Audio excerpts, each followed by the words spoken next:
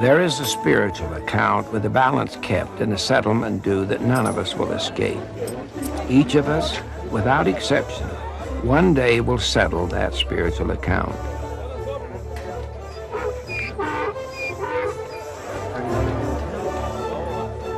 We will that day face a judgment for our doings in mortal life and face a foreclosure of sorts. Justice, the eternal law of justice, will be the measure against which we will settle this account. There is no sympathy in justice alone, only justice. Our lives will be weighed on the scales of justice.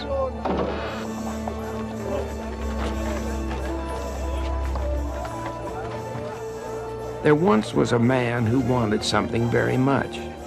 It seemed more important than anything else in his life.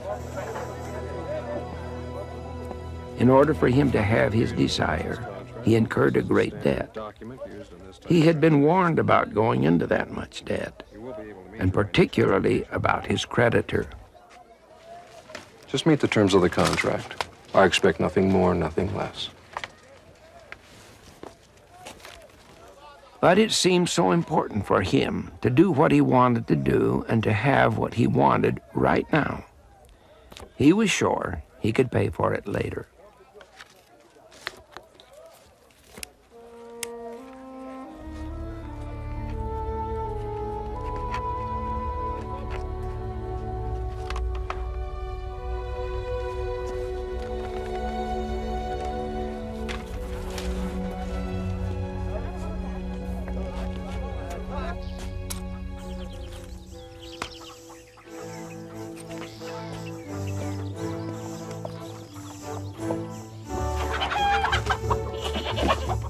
The young man would pay it off sometime along the way.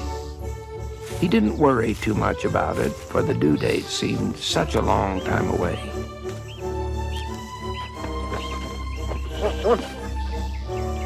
He had what he wanted now, and that's what seemed important.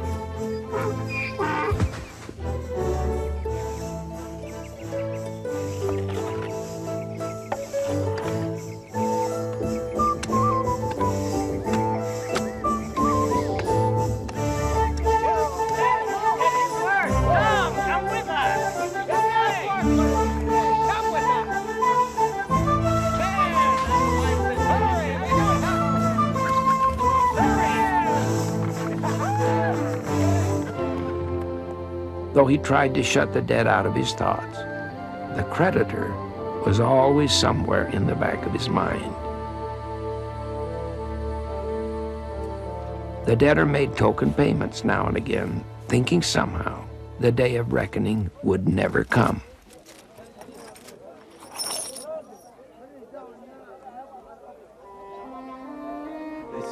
It's obviously not all of the money, but things are looking a lot better.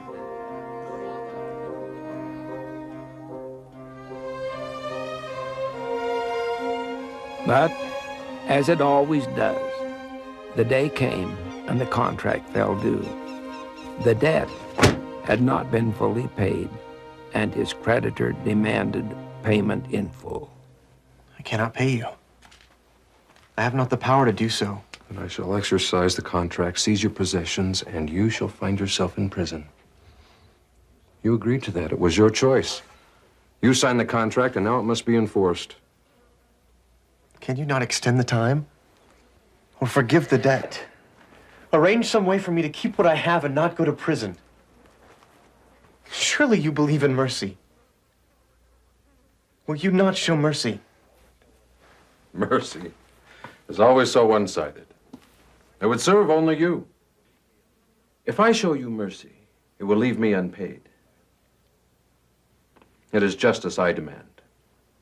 Do you believe in justice? I believed in justice when I signed the contract. It was on my side then. I thought it would protect me.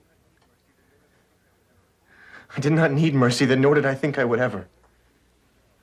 Justice, I thought, would serve both of us equally well. It is justice that demands that you pay the contract or suffer the penalty. You agreed to it, and that is the way it must be. Mercy cannot rob justice. There they were, one meting out justice, the other pleading for mercy. Neither could prevail except at the expense of the other.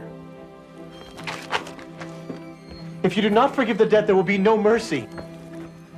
If I do forgive the debt, there'll be no justice.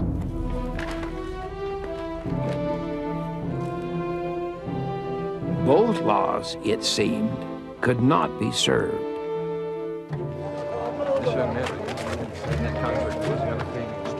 There are two eternal ideals that appear to contradict one another.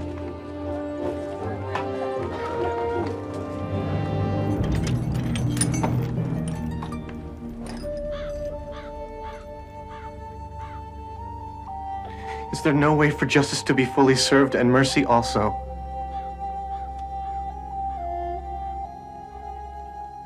There is a way.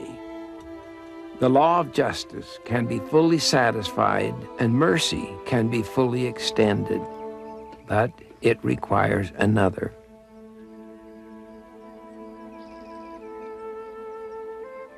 And so it happened this time. The debtor's friend came to help. He knew the debtor well. He knew him to be short-sighted. He thought him foolish to have gotten himself into such a predicament. Nevertheless, he wanted to help because he loved him. I will pay the debt if you will free the debtor of his contract so that he can keep his possessions and not go to prison. You demanded justice. Though he cannot pay you, I will do so. You will have been justly dealt with and can ask no more. It would not be just.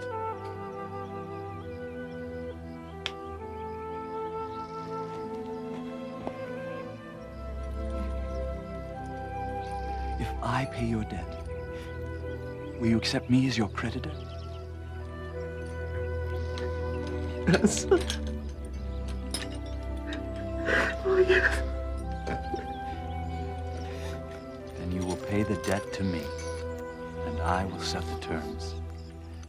It will not be easy, but it will be possible. I will provide a way. You need not go to prison.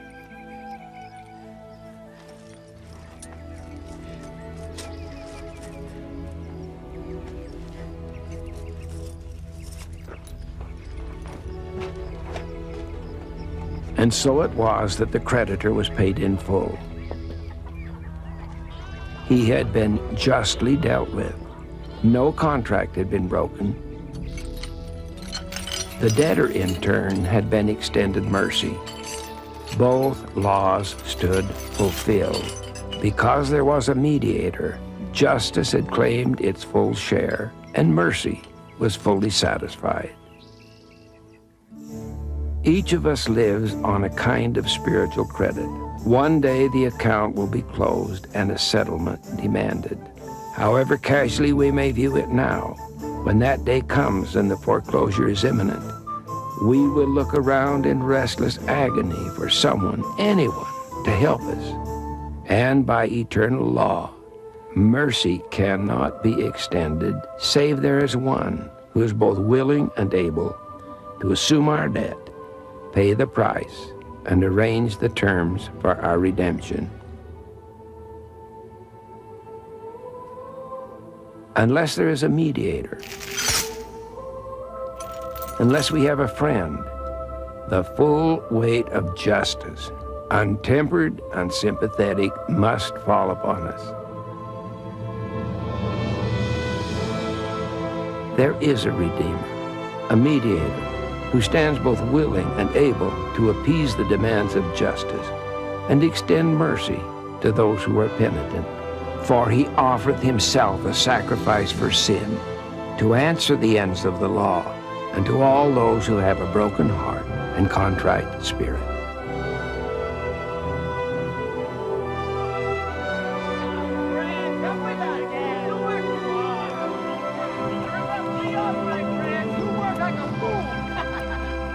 And unto none else can the ends of the law be answered.